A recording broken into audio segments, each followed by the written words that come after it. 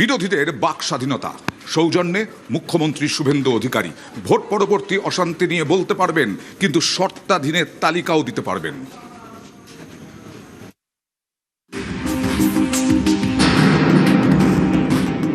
বিরোধীদের আশ্বস্ত করতে চাই, হাউস বিলংস টু অপোজিশন।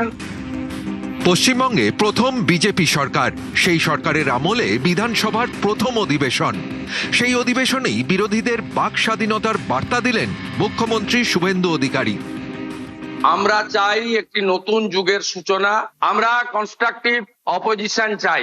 আমরা চাই না কোনো বিধায়ক শারীরিকভাবে নিগৃহীত হয়ে কোনো হসপিটালে বা ডাক্তারের কাছে যাক। এটা মারামারি করার জায়গা নয়। বিরোধীদের আশ্বস্ত করতে চাই, হাউস বিলংস টু অপোজিশন। সংখ্যায় আপনারা অনেক কম হলেও আমরা 50-50 যে ভাগ আছে, আপনাদের বেশি করে বলার সুযোগ যাতে অধ্যক্ষ দেন সরকার এবং সরকারি দলের, সেই ব্যবস্থা থাকবে। শুক্রবার অধিবেশনের শুরুর দিকে বলতে ওঠেন বিরোধী দলনেতা শোভনদেব চট্টোপাধ্যায়। ভোট পরবর্তী অশান্তির অভিযোগ তোলেন তিনি। আজকে আমাদের অসংখ্য মানুষের বাড়ি ছাড়া, অসংখ্য মানুষের বাড়ি ভেঙে পড়েছে। প্রতিবাদ জানাতে শুরু করেন বিজেপির বিধায়করা। মাননীয় সদস্যরা, আমি আপনাদের বলছি, আজকে ওনারা এজেন্ডার বাইরে গিয়ে বলছেন, আপনারা শুনুন, বাধা দেবেন না, ঠিক যথাসময়ে উত্তর সরকার দিয়ে দেবে।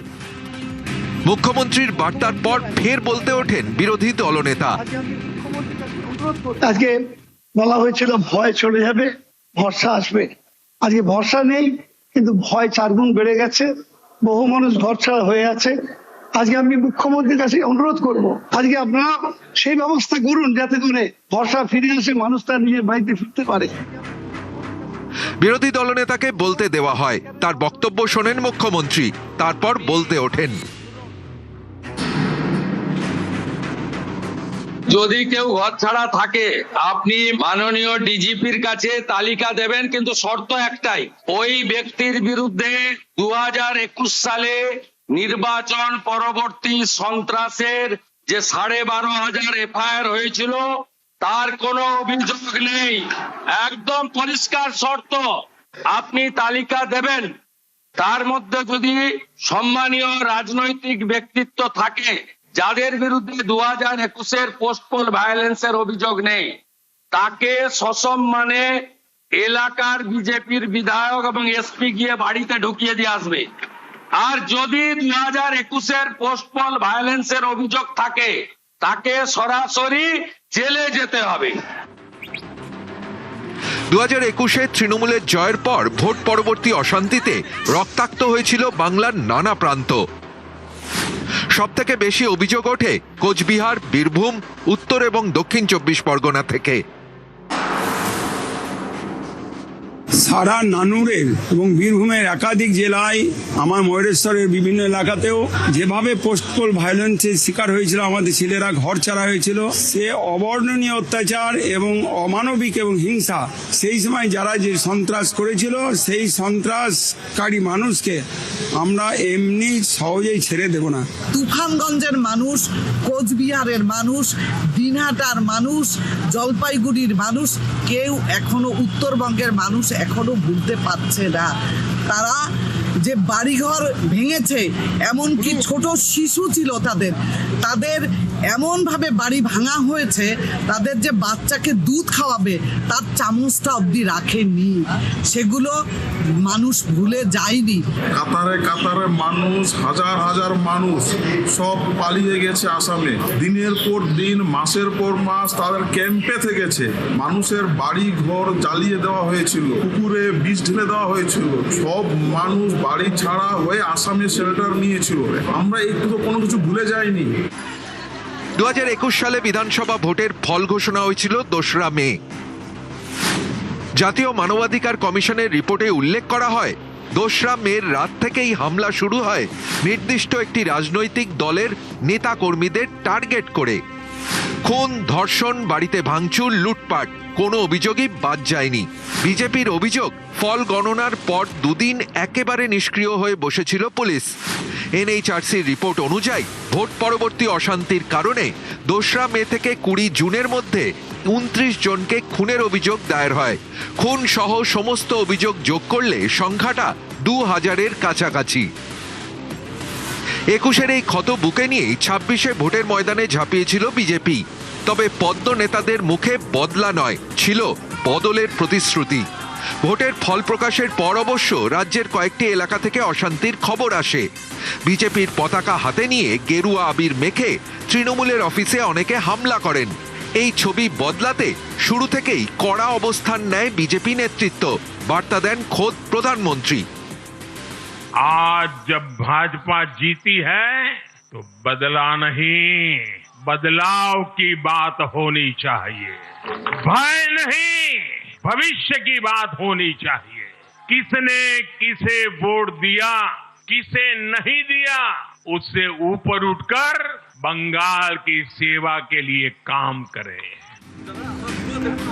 বারবার শান্তির বার্তা দিয়েছেন বিজেপির রাজ্যের নেতারা।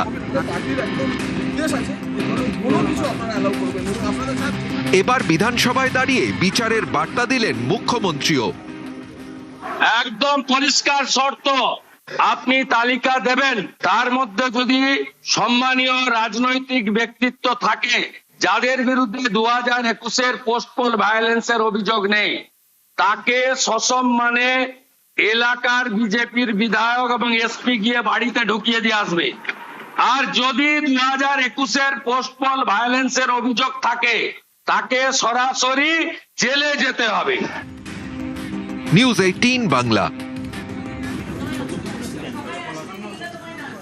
জনতার মাঝে জননেতা, জনতার বিভিন্ন অভাব অভিযোগ শুনতে এবার জনতার দরবার।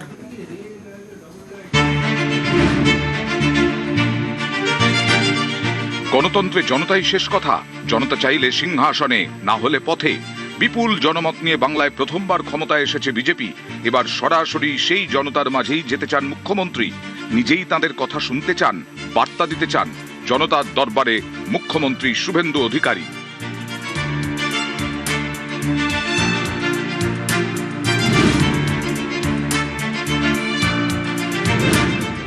পয়লা জুন থেকে শুরু হতে পারে মুখ্যমন্ত্রী শুভেন্দু অধিকারীর জনতার দরবার।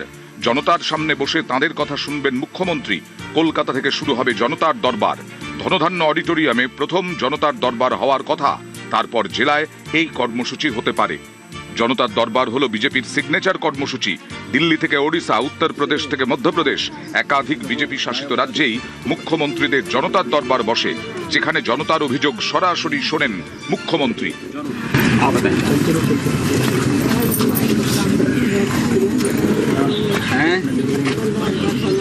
कहाँ पे? संत कबीर नगर में। जमीन आपकी है, इसको संत कबीर नगर में दो भाई, डेढ़ी सबको। क्यों नहीं आपको नहीं पता है क्या बात है? मुख्यमंत्री ताको कथा सुनते किंतु दिव्यांग मानकर जो स्थिति वर्तमान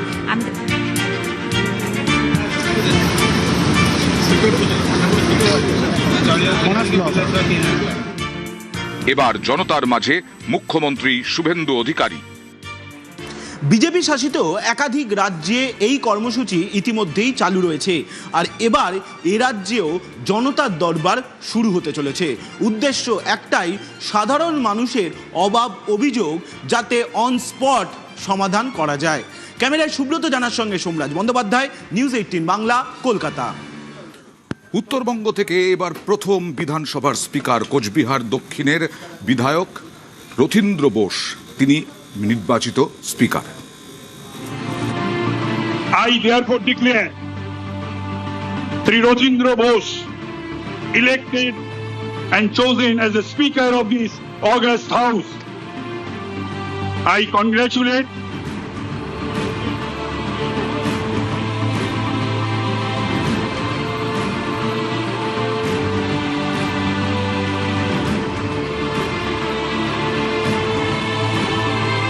কোচবিহার দক্ষিণের বিজেপি বিধায়ক রথীন্দ্র বোস পশ্চিমবঙ্গ বিধানসভার স্পিকার হিসেবে শুক্রবার নির্বাচিত হন।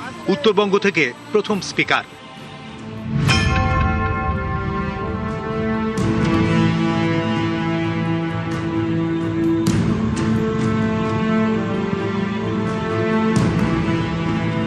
দক্ষিণবঙ্গ কিংবা রাঢ়বঙ্গ কোনো ব্যাপার না, আমাদের পশ্চিমবঙ্গ একটাই, বিজেপির সরকার হয়েছে সেটাই বড়। গণতন্ত্রে বিশ্বাস করি। 21টা স্টেটে আমাদের সরকার চলছে ভারতীয় জনতা পার্টির। কোথাও এরকম ঘটনা ঘটেনি যে গণতন্ত্রের কন্ট্রোল করার চেষ্টা করা হয়েছে।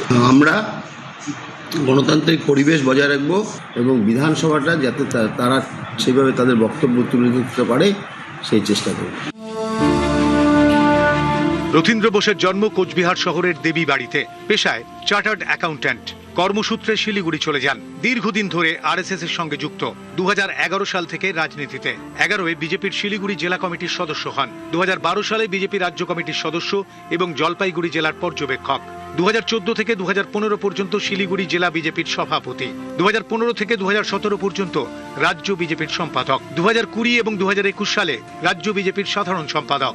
2022 থেকে রাজ্য কমিটির সহ সভাপতি। 2016 সালে ডাবগ্রাম ফুলবাড়ি আসনে হেরে যান। নরেন্দ্র মোদীর ভাষণ সংকলিত বই লিখেছেন। 2026 সালে কোচবিহার দক্ষিণ আসন থেকে বিধায়ক হয়েছেন। শুক্রবার নির্বাচিত হলেন স্পিকার হিসেবে। I therefore declare Sri Rothendra Bose elected and chosen as the Speaker of this august House. I congratulate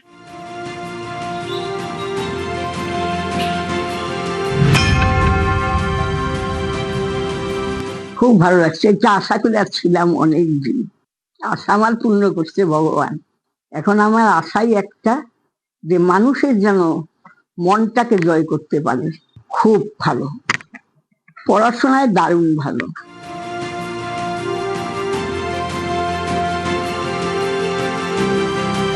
news 18 Bangla. 2 বছরের টালবাহানা, অবশেষে চিংড়িহাটা মেট্রোর কাজ শুরু হতে চলেছে শুক্রবার থেকে।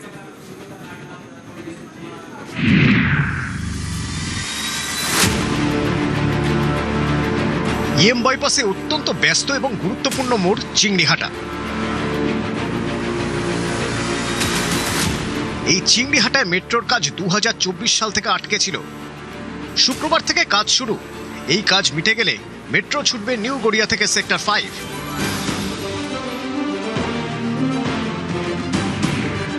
এ নিয়ে সোশ্যাল মিডিয়ায় পোস্ট করেছেন রেলমন্ত্রী অশ্বিনী বৈষ্ণব। মেট্রোর কাজের জন্য চিংড়িহাটায় যান নিয়ন্ত্রণ করা হবে 15ই মে শুক্রবার রাত 8টা থেকে 18ই মে সোমবার সকাল 8টা পর্যন্ত এবং 22শে মে শুক্রবার রাত 8টা থেকে 25শে মে সোমবার সকাল 8টা পর্যন্ত। এটা মেট্রোর অরেঞ্জ লাইন, নিউ গড়িয়া থেকে কলকাতা বিমানবন্দর। এখন মেট্রো চলে নিউ গড়িয়া থেকে বেলেঘাটা পর্যন্ত। তারপরে চিংড়িহাটায় জট। বেলেঘাটা এবং চিংড়িহাটায় গৌর কিশোর ঘোষ মেট্রো স্টেশনের মাঝে 366 মিটার অংশের কাজ অসম্পূর্ণ। 3টি পিলার তৈরির কাজ বাকি।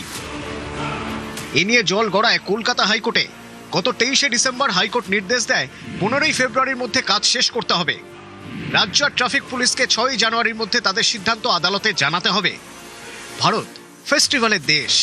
মেট্রোর কাজের সঙ্গে জনগণের বৃহত্তর স্বার্থ জড়িয়ে রয়েছে। রাজ্যের মনোভাবে সন্তুষ্ট নই। বারবার নির্দেশের পরেও কাজ না হওয়ায় নির্দেশ দিতে বাধ্য হচ্ছে।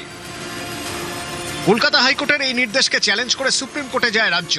গত 23শে মার্চ সেই মামলা খারিজ করে সুপ্রিম কোর্ট জানিয়ে দেয়, হাইকোর্টের রায়ে কোনো সমস্যা নেই। আমরা নিশ্চিত এই প্রকল্পের কাজ নির্দিষ্ট সময় বেঁধে শেষ হতে পারে।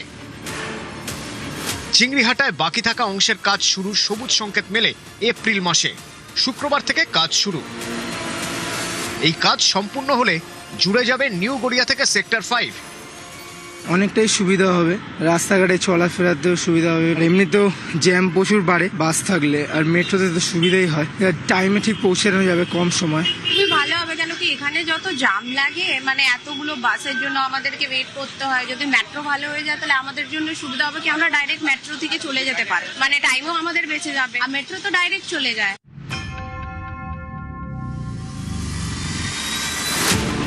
ইউপিএ 2 সরকারের আমল 2009 থেকে 2011 সালের মধ্যে একাধিক রেল প্রকল্পের ঘোষণা হয়। এর মধ্যে অন্যতম নিউ গড়িয়া থেকে এয়ারপোর্ট। এই রুটের কাজ 2013 সালের মধ্যে শেষ হয়ে যাওয়ার কথা ছিল, কিন্তু নানা কারণে তা থমকে যায়। 13 বছর পরে মেট্রোর এই কাজের খরচ বেড়েছে প্রায় 7 গুণ। 2009 সালে জোকা থেকে বিবাদীবাগ মেট্রো প্রকল্পের উদ্বোধন হয়, কিন্তু সেই কাজ আজও শেষ হয়নি। এখন মেট্রো চলে জোকা থেকে মাঝেরহাট পর্যন্ত। সুবিধা মানে প্রচণ্ডভাবে সুবিধা হবে, কেন আমাদের এখানে কমিউনিকেশনের সত্যি কথা বলতে কি মানে রাস্তার যা জ্যাম রাস্তা, তার থেকে মেট্রোটা হলে আমরা খুব কম সময়ে অনেকটা সময়টা বাঁচাতে পারবো। এখান থেকে যদি আমরা বাবুঘাট যেতে চাই তাহলে বাস বা আদার যে ট্রান্সপোর্ট আছে মিনিমাম 1 ঘন্টা লাগে। সেক্ষেত্রে যদি মেট্রোটা হয়ে যায় তাহলে খুব কম সময়ের মধ্যে আমরা পৌঁছে যেতে পারবো, এটাই হচ্ছে সব থেকে বেশি সুবিধা হবে। এখান থেকে ডাইরেক্ট বাস তো খুবই কম পাওয়া যায়, ব্রেক করে যেতে হয়, তো তাতে খুব অসুবিধা হয়। আক্ষেপ অনেকটাই হচ্ছে, মেট্রোটা কমপ্লিটটা তাড়াতাড়ি হয়ে গেলে আমাদেরই খুব সুবিধা হয়, টাইমটা অনেক বাঁচবে। আমরা বেহালাবাসী মেট্রোটা তাড়াতাড়ি কমপ্লিট হোক এটাই আমরা চাইছি। ইউপিএ 2 সরকারের আমলে আরও যেসব মেট্রো প্রকল্পের ঘোষণা হয় কিন্তু নানা কারণে কাজ এগোয়নি। বরানগর ব্যারাকপুর, এয়ারপোর্ট বারাসাত মেট্রো, চিংড়িহাটার মতোই রেলের একাধিক কাজ আটকে রয়েছে শুধুমাত্র ট্রাফিকের অনুমতি না মেলায়। যেমন হাওড়ার চাঁদমারি ব্রিজ, লিলুয়ার বেনারস রোড ব্রিজ, জমি না মেলায় আটকে রয়েছে Naihati Ranaghat 3rd line, Ranaghat Krishnanagar 3rd line, Chandanpur Shaktigarh 4th লাইনের কাজ। 2 বছরের টালবাহানার পর চিংড়িহাটা মেট্রোর কাজ অবশেষে গতি পেয়েছে। রাজ্যে থমকে থাকা একাধিক রেল প্রকল্পের কাজও দ্রুত শুরু হবে বলে আশা করা যায়। নিউজ 18 বাংলা।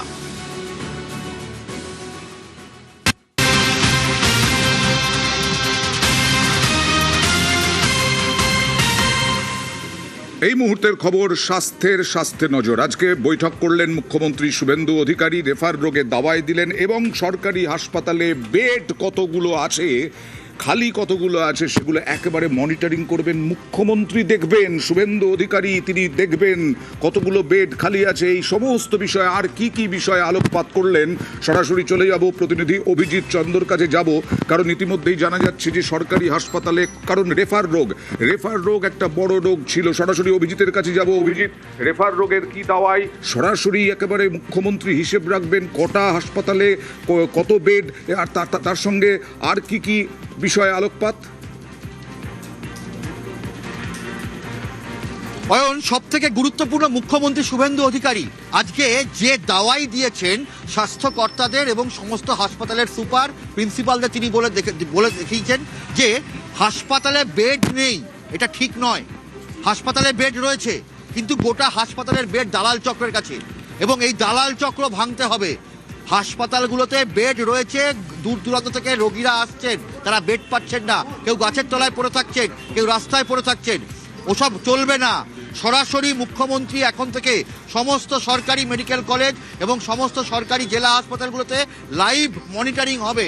কোথায় কত বেড রয়েছে সেটা মুখ্যমন্ত্রী স্বয়ং দেখবেন, এবং কোথাও যদি কোনো বেড না থাকে তাহলে কেন্দ্রীয় সরকারি প্রতিষ্ঠান অর্থাৎ রেলের হাসপাতাল, পোর্টের হাসপাতাল, ইএসআই, জোকা ইএসআই হাসপাতাল, যেগুলো কেন্দ্রীয় হাসপাতাল, সেখানে যদি বেড ফাঁকা থাকে সেইখানে পাঠানো হবে সেই রোগীকে। প্রাইভেট হাসপাতালে যদি বেড ফাঁকা থাকে প্রাইভেট হাসপাতালে দরকার পড়লে পাঠানো হবে, কারণ রাজ্য সরকার মনে করছে যে কোনো রোগীকে ফেরত পাঠানো চলবে না, সমস্ত রোগীকে ভর্তি করতে হবে। এটা শুভেন্দু অধিকারী স্পষ্ট ভাষায় জানিয়ে দিচ্ছেন। এবং তিনি আরও বলছেন যে এই অ্যাম্বুলেন্সের মাধ্যমে দালাল চক্র চলে। বিভিন্ন জেলা থেকে অ্যাম্বুলেন্স এনে বিভিন্ন বেসরকারি হাসপাতালে ঢোকায়, নার্সিংহোমে ঢুকিয়ে দেয়। তারা প্রথমেই বলে এমনভাবে রোগীকে পাক খাওয়াবে, তারা এক ডিপার্টমেন্ট থেকে আরেক ডিপার্টমেন্টে নিয়ে যায় অ্যাম্বুলেন্সগুলো, এবং সেখানে অ্যাম্বুলেন্সের চালকের সঙ্গে বিভিন্ন প্রাইভেট হসপিটাল এবং নার্সিংহোমের কমিশনের খেলা চলে। তার ভুক্তভোগী কারা হয়? দূর দূরান্ত জেলার রোগীরা। ঠিক সেই চক্র ভাঙা হবে। অ্যাপ বেস, অর্থাৎ বিভিন্ন অ্যাপ বেস অ্যাম্বুলেন্স চালু করা হবে, যেখানে টাকা দিয়ে বা টাকা ছাড়া কিলোমিটারের ভিত্তিতে অ্যাম্বুলেন্স চলবে। এবং অত্যন্ত গুরুত্বপূর্ণ যেগুলো, যে দালাল চক্র, সবার আগে যেটা বলেছেন তিনি যে দালাল চক্র ভাঙতে হবে, এবং 31শে মের মধ্যে সমস্ত সরকারি হাসপাতালে কর্মীদেরকে সচিত্র পরিচয়পত্র পরে ঘুরতে হবে। বেশ, কোনো হাসপাতালের দালাল তারা হাসপাতালের কার্ড পরে ঘুরবে হবে না। ওকে, এরপর এই পদক্ষেপগুলো কবে থেকে শুরু হয় সেটাই এখন দেখার। এবার সংশোধনাগারের সংশোধন। প্রেসিডেন্সি জেলের সুপার এবং চিফ কন্ট্রোলার সাসপেন্ড হয়ে গেলেন, কারণ দুষ্কৃতীদের সঙ্গে ফোনে বাইরে যোগাযোগ রাখা হচ্ছে এই অভিযোগে প্রায় 23টি মোবাইল উদ্ধার। 23টি মোবাইল উদ্ধার হলো। আর এরপরে মুখ্যমন্ত্রী শুভেন্দু অধিকারী সাবধান করে দিলেন সব জেলের সুপারকেই। সন্দেশখালীর কুখ্যাত ক্রিমিনাল শাহজাহান সহ যারা জেলে বসে এখনো নেটওয়ার্ক চালাচ্ছেন তাদের বিরুদ্ধেও কারা কর্তৃপক্ষকে with the help of Kolkata police এবং রাজ্য পুলিশ অবিলম্বে ব্যবস্থা নেওয়ার জন্য নির্দেশ জারি করা হচ্ছে। এই প্রেসিডেন্সি জেলের ঘটনায় দুজনকে সাসপেন্ড করছি। একজন mister N Kujur, superintendent of Presidency correctional home, আরেকজন দীপ্ত ঘোড়াই, chief controller of Presidency correctional home.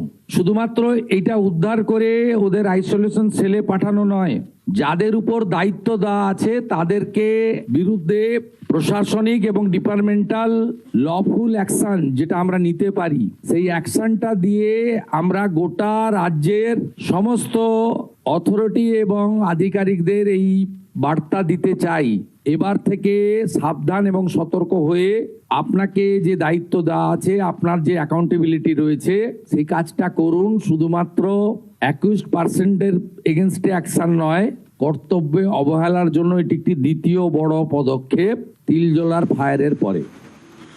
কলকাতার ডিসি শান্তনু সিনহা বিশ্বাস ইডির হাতে গতকাল গ্রেফতার।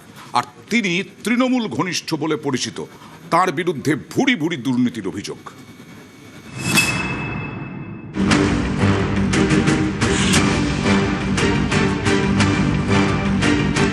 শান্তনু সিনহা বিশ্বাস কলকাতা পুলিশের ডেপুটি কমিশনার, বৃহস্পতিবার জমি কেলেঙ্কারি মামলায় ইডির হাতে গ্রেফতার। কলকাতা পুলিশের এই ডিসি তৃণমূল ঘনিষ্ঠ।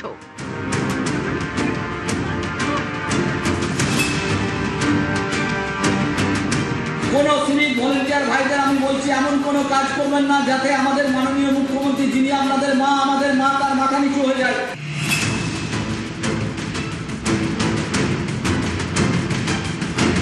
ইডির দাবি তৃণমূল আমলে তাঁর উত্থান, তারপর দিন দিন বেড়েছে দাপট। পুলিশ সূত্রে দাবি তৃণমূলের হয়ে ব্যালট পেপারে ছাপ্পা ভোট করাতেন তিনি। বেআইনি কল সেন্টারে হানা দিয়ে উদ্ধার হওয়া টাকা ঢুকত তার পকেটে। প্রভাব খাটিয়ে একাধিক থানা এলাকায় জমি দখল করেছেন। অভিযোগ অনেক সময় জোর করে কম দাম দিয়ে জমি কিনেছেন, তারপর জমি মালিকদের থানায় ডেকে ভয় দেখিয়েছেন। কনস্টেবল থেকে ওসি, কোথায় কার পোস্টিং হবে তাও ঠিক করে দিতেন শান্তনু সিনহা বিশ্বাস। মন মতো পোস্টিং পেতে তোলা দিতে হতো শান্তনুকে। রাজনৈতিক প্রভাব খাটিয়ে ভালো জায়গায় পোস্টিং এর ব্যবস্থা করে দেবেন এই দাবি করে আইপিএস অফিসারদের উপরও প্রভাব খাটানোর চেষ্টা করতেন কলকাতা পুলিশের ডিসি শান্তনু সিনহা বিশ্বাস।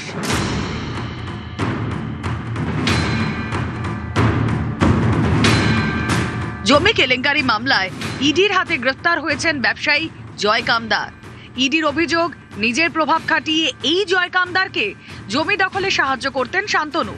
ইডির হাতে এসেছে জয় কামদারের সঙ্গে শান্তনুর একাধিক হোয়াটসঅ্যাপ মেসেজ, তাতে রয়েছে লেনদেন সংক্রান্ত বিভিন্ন কথাবার্তা।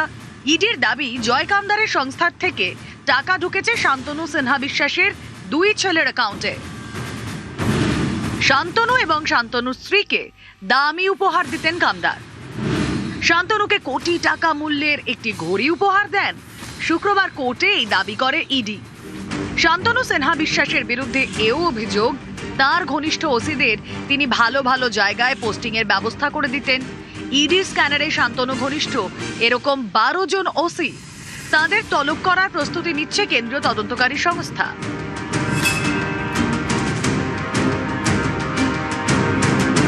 কেন্দ্রীয় তদন্তকারী সংস্থার দাবি, জমি দখলে সক্রিয় ভূমিকা নিতেন এই 12 ওসি। তাদের সামনে রেখেই চলতো জমি সংক্রান্ত বিভিন্ন ডিল। পাশাপাশি তোলা আদায়ও করতেন, যা পৌঁছে যেত শান্তনুর কাছে। কোটি কোটি টাকার জমি কেলেঙ্কারির মামলা, তাতে জড়ায় দুষ্কৃতী সোনাপাপ্পুর নাম। এই সোনাপাপ্পুর সূত্রেই উঠে আসে কলকাতা পুলিশের ডিসি শান্তনু সিনহা বিশ্বাসের নাম। তার বিরুদ্ধে রয়েছে সোনাপাপ্পু মামলায় প্রতারণা, তোলাবাজির অভিযোগ। বালি পাচার মামলাতেও নাম জড়িয়েছে শান্তনু সিনহা বিশ্বাসের। এনআরআই কোটায় ছেলেকে মেডিকেলে ভর্তির অভিযোগও রয়েছে। এই পুলিশ কর্তার বাড়িতে অভিযান চালায় ইডি। এরপর তাকে একাধিকবার তলব করা হয়। 5 বার হাজিরা এড়ান শান্তনু। ভোটের ফল বেরোনোর পর তার নামে লুকআউট নোটিশ জারি করে ইডি। শেষে বৃহস্পতিবার রাতে ইডি দপ্তরে হাজিরা দেন কলকাতা পুলিশের ডিসি। ম্যারাথন জিজ্ঞাসাবাদের পর গ্রেফতার করা হয় শান্তনু সিনহা বিশ্বাসকে। নিউজ 18 বাংলা। বালিগঞ্জ ফার্ন রোডে দোতলা বাড়ি, এই বাড়িটা নাকি জোর করে দখল নেওয়া শান্তনু সিনহা বিশ্বাসের বিরুদ্ধে অভিযোগ। আর এই বাড়ির ঠিকানাই তার আসল ঠিকানা, বিরাট অভিযোগ।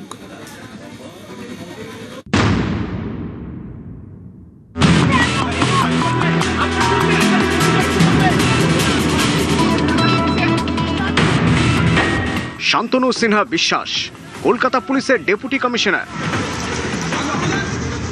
জমি কেলেঙ্কারি মামলায় তৃণমূল ঘনিষ্ঠ এই পুলিশ কর্তাকে বৃহস্পতিবার গ্রেপ্তার করে ইডি। এই পুলিশ কর্তার একটি বাড়ি বালিগঞ্জের ফার্ন রোডে। 5F ফার্ন রোড বেআইনি নির্মাণই ছিল শান্তনু সিনহা বিশ্বাসের সরকারি ঠিকানা। পুলিশের যে তথ্য সেখানে তিনি এটাকেই নিজের বাড়ি হিসাবে ঠিকানা দিয়েছিলেন এবং দেখানোর চেষ্টা করব এই সেই বাড়ি। দীর্ঘদিন ধরে বাড়িটি পড়ে রয়েছে। এরকম প্রায় 5টি বাড়িতে ইডির তরফ থেকে গত মাসেই তল্লাশি অভিযান চালানো হয়েছিল। কোটি কোটি টাকার জমি কেলেঙ্কারি মামলা, সেই মামলাতেই নাম জড়ায় ব্যবসায়ী জয় কামদারের। তাকে গ্রেপ্তারও করেছে ইডি। এই জয় কামদারকে জেরা করে কেন্দ্রীয় তদন্তকারীরা জানতে পারেন বালিগঞ্জের কাছে ফার্ন রোডে দোতলা বাড়িটি বেআইনিভাবে তৈরি করা। 2011 সালে এ নিয়ে পুলিশে অভিযোগ জমা পড়ে। প্রভাব খাটিয়ে সেই বাড়ি দখল করেন শান্তনু সিনহা বিশ্বাস। কয়েক বছর আগেও এই ঠিকানায় পরিবার নিয়ে তিনি থাকতেন। তদন্তকারী সংস্থা ইডির দাবি, তাদের হাতে এসেছে শান্তনু সিনহা বিশ্বাস এবং জয় কামদারের মধ্যে একাধিক হোয়াটসঅ্যাপ মেসেজ। তাতে একাধিক লেনদেন সংক্রান্ত তথ্য মিলেছে। ইডির দাবি, এ নিয়ে শান্তনুকে প্রশ্ন করা হলে তিনি সহযোগিতা করেননি। শান্তনুর 2 ছেলের ব্যাংক অ্যাকাউন্ট এবং কামদারের সংস্থার মধ্যে আর্থিক লেনদেন হয়েছে, এ নিয়েও সঠিক তথ্য দিতে পারেননি শান্তনু। ইডির এও দাবি, শান্তনুর প্রভাব খাটিয়ে একাধিক জায়গায় জমি জবরদখল করেন কামদার। এর জন্য শান্তনু সহ একাধিক পুলিশ অফিসারের কাছে পৌঁছে দেন দামি দামি উপহার। নিউজ 18 বাংলা।